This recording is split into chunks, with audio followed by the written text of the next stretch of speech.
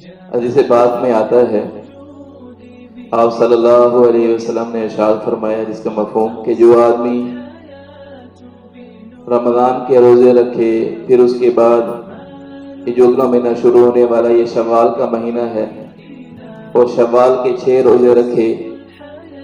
تو اس کے بارے میں حضور صلی اللہ علیہ وسلم نے ارشاد فرمایا کانا کا صیام الدہری، یہ آدمی جو رمضان کے 30 روزے جو رمضان کے مہینے میں روزے رکھے جاتے ہیں یہ بھی روزے رکھ لیتا ہے، پھر شوال کے 6 روزے رکھ لیتا ہے، تو یہ ایسے ہے جیسے کہ سارا سال روزے رکھنے والا ہے۔ یہ بات بھی یاد رکھیے کہ اللہ کے نبی صلی اللہ علیہ وسلم نے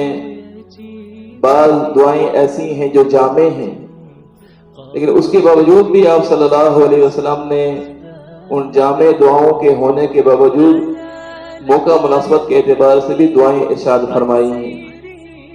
جیسے ربنا آتنا فی الدنیا حسنہ وفی الآخرۃ حسنہ وقنا عذاب النار، دنیا آخرت کی بھلائی اس میں آ گئی،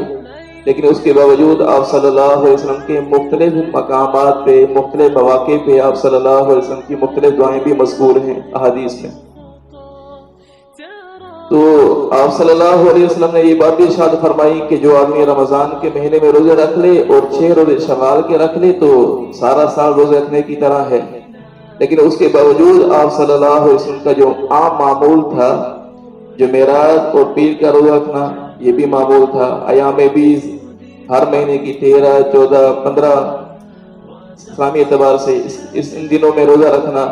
یہ آپ صلی اللہ علیہ وسلم کا معمول تھا۔ تو آپ صلی اللہ علیہ وسلم ارشاد فرما رہے ہیں کہ یہ آدمی جو رمضان کے مہینے میں روزے رکھنے والا ہے اور شوال کے 6 روزے رکھنے والا ہے یہ ایسے ہے جیسے کہ سارا سال روزے رکھنے والا ہو۔ اس لیے اللہ تبارک و تعالیٰ نے توفیق عطا فرمائی ہے الحمدللہ رمضان کے روزے رکھے تو اگلے مہینے میں شوال کے مہینے میں آدمی کوشش کر کے یہ 6 روزے بھی رکھ لے تاکہ ہم اس حدیث پر عمل کرنے والے ہوں، اس فضیلت کو حاصل کرنے والے بن جائیں۔ تو رمضان کے فوراً بعد ہی یعنی کچھ دن ایسے ہیں ان میں تو روزے نہیں رکھے جاتے ہیں، یعنی عید کا جو پہلا دن ہے اس دن تو روزہ نہیں رکھا جاتا،